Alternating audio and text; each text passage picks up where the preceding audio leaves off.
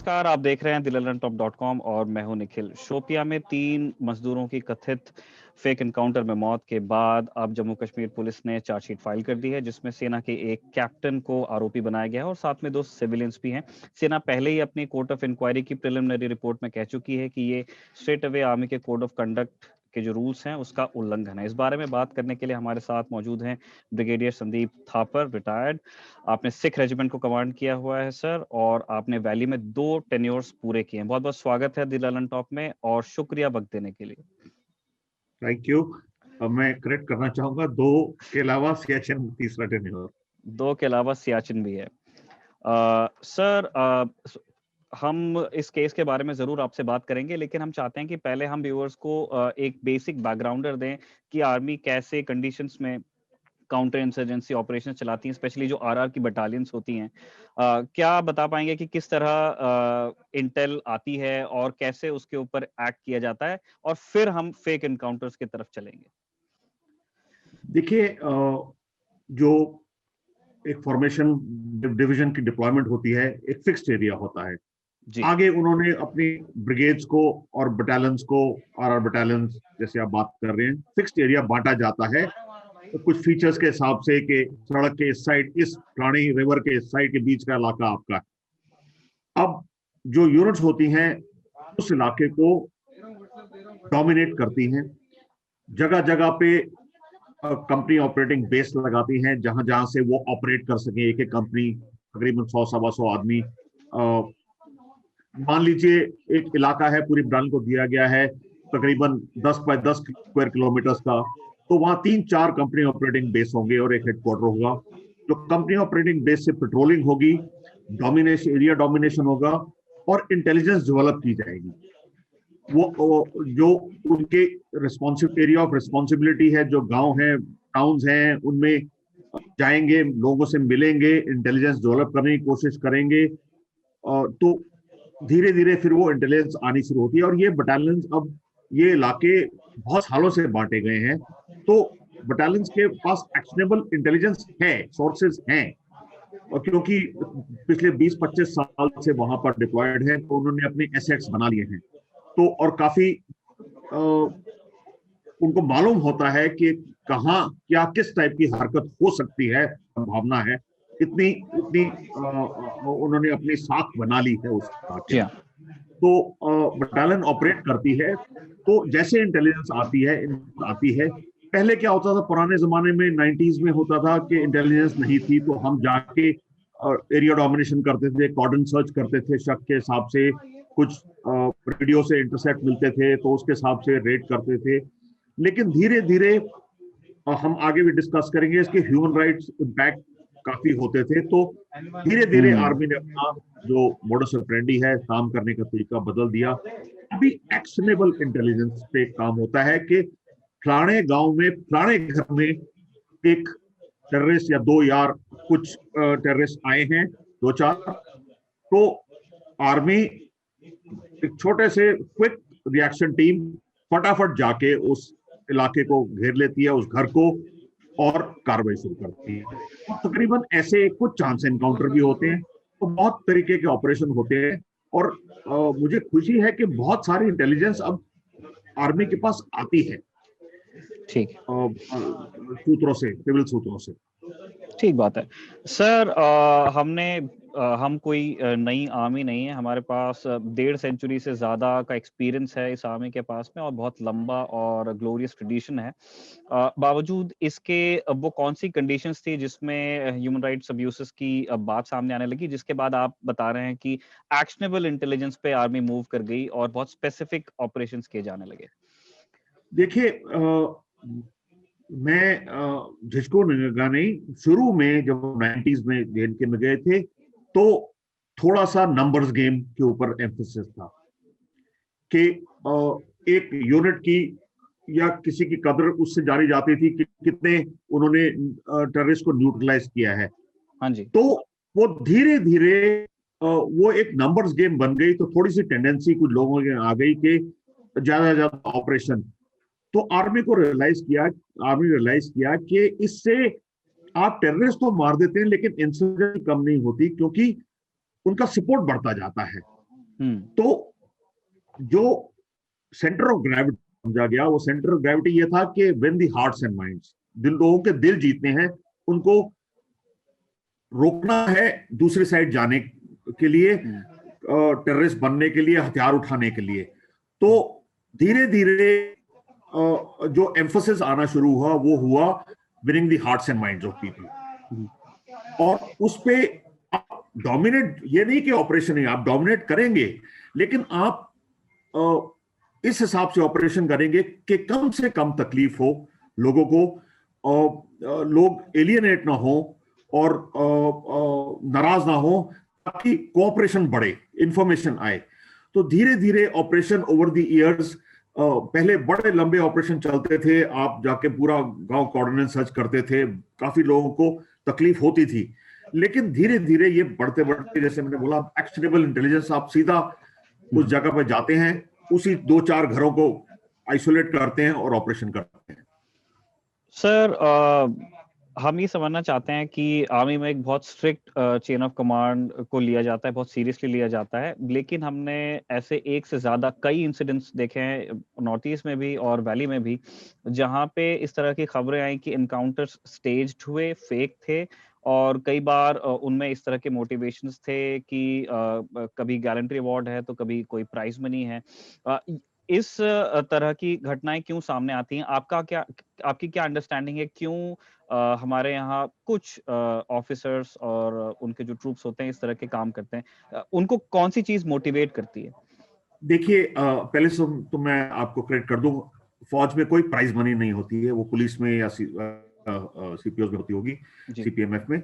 Army में कोई prize money नहीं होती, तो वो ये आपकी बात सही है कि शुरू में थोड़ा था, मैं बोल रहा हूं जैसे 90s में शुरू में, जब तक मैं सर्विस में था हजारों कंप्लेंट आ चुकी थी, लेकिन 1% कंप्लेंट ट्रू निकलती थी, सच निकलती थी, क्योंकि हर एक जो कंप्लेंट आती थी, मैं आपको विश्वास दिला सकता हूं कि आर्मी उसको इन्वेस्टिगेट करती है और बहुत इम्पार्शियली इन्वेस्टिगेट करती है। अगर उसमें कुछ मिलता है तो उसको आगे करती है। और जब तक मैं आर्मी में था, तकरीबन 2 साल पहले तक, मुझे याद है फिगर्स, तकरीबन 1 या 1.5% फिगर्स, हजारों में कंप्लेंट आती थी। वेस्टेड इंटरेस्ट होते हैं जो कंप्लेंट करते हैं, उसमें से इतने ही परसेंट में कुछ सच होता था, और जैसे जैसे उसको इन्वेस्टिगेट करते थे, मैं आपको अश्योरेंस दे सकता हूं कि एक बार आर्मी अगर किसी चीज को, किसी मुद्दे को पकड़ ले, तो उसको वो आखिरी फिनालिटी तक लेके जाती है, उसको पूरी तरह से इम्पार्शियली इन्वेस्टिगेट करती है, कोई under the table, under the carpet brushing नहीं होता। और जैसे यही केस है जो शोपियान वाला, प्रॉब्लम ये है कि ऐसा केस होता है तो वो नेशनल न्यूज बन जाता है आर्मी को लेके, तो इसलिए लोगों के दिमाग में लगता है कि हाँ, आर्मी में, मेरे को जो मालूम है बहुत इक्के दुक्के केस हैं, और जो भी केस हुए हैं उसको आर्मी ने बड़े शिद्दत से इन्वेस्टिगेट किया है, और उनको जो गिल्टी हुए हैं उनको सजा भी मिली है, जेल भी गए हैं और डिसमिस भी हुए हैं। ठीक। सर, क्या हम इस प्रोसेस के बारे में थोड़ा और अपने दर्शकों को बता सकते हैं कि जब एक कंप्लेंट आर्मी को मिलती है कि आपके इस फॉर्मेशन के इन ट्रूप्स के साथ इस तरह की बात हुई है, कोई अलेज्ड फेक एनकाउंटर जैसी बात हुई है, तब आर्मी का फर्स्ट रिस्पांस क्या होता है? किस तरह से वो इस कंप्लेंट को प्रोसेस करते हैं, और फिर जो ड्यू कोर्स ऑफ एक्शन है, क्या आप उन स्टेप्स के बारे में थोड़ा बता पाएंगे? देखिए, जो ही ऐसी कंप्लेंट आती है, जो कमांडर के पास जाती है अप द चेन, तो वो उसको अंडरस्टैंड करता है और देखते ही पता चल जाता है कि इसमें सच है, कुछ सच्चाई है कि नहीं। फिर भी मैं इसको एम्फसाइज करूंगा, फिर भी चाहे सच और एट अ फर्स्ट ग्लांस भी लगे कि ये झूठ है, लेकिन फिर भी इन्वेस्टिगेट होता है, वो डाउन पास किया जाता है, और जो यूनिट जिसके खिलाफ हुक्म है, जो बटालियन, उसके ऊपर फॉर्मेशन कमांडर को टास्क दिया जाता है, या कई बार किसी न्यूट्रल पार्टी को, थर्ड पार्टी को भेजा जाता है इन्वेस्टिगेट करने के लिए, जाके हालात को सबको बयान लेती है, डिटेल में जाती है, और जगह पे जाती है, लोगों से बात करती है, सिविलियन, पुलिस, सब लोगों से बात करती है, और एक इनिशियल कोर्ट ऑफ इंक्वायरी जो होती है उसमें अगर फौज को लगे कि देयर इज सम एविडेंस कि कुछ गलत हुआ है, तो स्ट्रेट अवे एक समरी ऑफ एविडेंस रिकॉर्ड हो जाता है, क्योंकि कोर्ट ऑफ इंक्वायरी के जो प्रोसीडिंग है वो कोर्ट में एडमिसिबल नहीं है एज एविडेंस। तो एक समरी ऑफ एविडेंस रिकॉर्ड होता है, जो कि सब लोग जो इन्वॉल्व पीपल हैं उनकी स्टेटमेंट ली जाती है, सिविलियंस को भी बुलाया जाता है, उनकी भी स्टेटमेंट ली जाती है, और ये एडमिसिबल है एज एविडेंस। उसके बेस पे जब समरी ऑफ एविडेंस रिकॉर्ड होता है, ऊपर जाता है कमांडर के, जो उचित कमांडर जिसके लेवल का जिन्होंने ऑर्डर किया है, तो वो डिसाइड करते हैं कि इसके ऊपर कोर्ट मार्शल होगा या इसको समरी डिस्पोजल या क्या, तो वो अपना डिसीजन बेस्ड ऑन क्या एविडेंस ऊपर आया है। तो ये बहुत डिटेल में किया जाता है, बहुत ट्रुथफुली किया जाता है। कोई इसमें मौका नहीं मिलता किसी को कि वो छुपा ले या कुछ इसको मिस रिप्रेजेंट कर ले। तो जो भी केस 15-20 हुए हैं पिछले 20 सालों में, वो ऐसे पकड़े गए हैं और इसी प्रोसीजर के थ्रू गए हैं, और मैं आपको विश्वास देना चाहता हूं कि उन सब लोगों को अप्रोप्रिएट सजा मिली है। ठीक बात है sir. Sir, human right groups का लगातार इस तरह का इल्जाम रहता है, वो आरोप की शक्ल में कहते हैं कि सेना अपने ट्रूप्स और ऑफिसर्स को ट्राई करने की परमिशन देने में बहुत गुरेज करती है। क्या आप इस अंडरस्टैंडिंग से अग्री करते हैं सर, और अगर नहीं तो क्यों? देखिए, आपको जो कॉन्स्टिट्यूशन है वो आपको प्रोटेक्ट करता है, arm forces special power act आपको प्रोटेक्ट करती है कि everything is done in good faith. ये एक क्लॉज इंसर्ट किया गया है कि सेंट्रल गवर्नमेंट की परमिशन के बगैर एक्शन नहीं। तो आप ये समझिए कि मैंने ऑपरेट किया 1998 में वैली में, अभी कोई खड़ा होके बोले कि इसने कुछ किया है, तो मैं तो रिटायरमेंट के बाद बगैर मदद के मैं तो वैली के चक्कर काटता फिरूंगा। लोग इसको पॉलिटिसाइज करेंगे, वेस्टेड इंटरेस्ट का फायदा उठाएंगे। तो एक क्लॉज डाला गया था कि आप सेंट्रल गवर्नमेंट परमिशन देगी इसके लिए। तो सेंट्रल गवर्नमेंट भी अब कंसिडर करके कि क्या इसमें कुछ ट्रुथ है कि नहीं, पुरानी इन्वेस्टिगेशन की रिपोर्ट देख के फिर वो देते हैं। ऐसा नहीं है कि कभी परमिशन नहीं दी गई, परमिशन दी गई है उनको ट्राई करने के लिए। बहुत केसेस अगर आप रिकॉर्ड में जाएंगे तो ऐसे काफी केसेस हैं जहां गवर्नमेंट ने परमिशन दी है। हाँ, गवर्नमेंट परमिशन देने से पहले इंश्योर करती है कि वाकई इसमें कुछ सच है, तथ्य है। ठीक बात है सर। एक आखिरी सवाल जो हमारा आपसे होने वाला है वो ये कि अभी एक एस्टैब्लिश सिस्टम है जिससे आर्मी इन तरह के ऑपरेशंस को डील करती है। आर्मी बिल्कुल इस तरह की गतिविधियों को कंडोन नहीं करती है, लेकिन हम ये चाहते हैं कि भविष्य में ऐसी घटनाएं कम से कम हो। क्या आपको किसी तरह के प्रोसीजरल सुधार की जरूरत महसूस होती है सेना के काम करने के तरीके में या इनसे डील करने के तरीके में?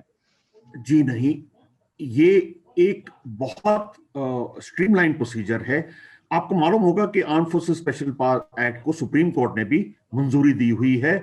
97-98 में ये रिप्रेजेंट हुआ था, सुप्रीम कोर्ट PIL आई थी, उन्होंने देख के, क्योंकि उन्होंने देखा कि आर्मी, मैं एक चीज इससे पहले आपको बताना चाहता हूं कि हिंदुस्तान की आर्मी एक ही आर्मी है जो काउंटर इंसर्जेंसी में सिर्फ स्मॉल आर्म्स इस्तेमाल करती है।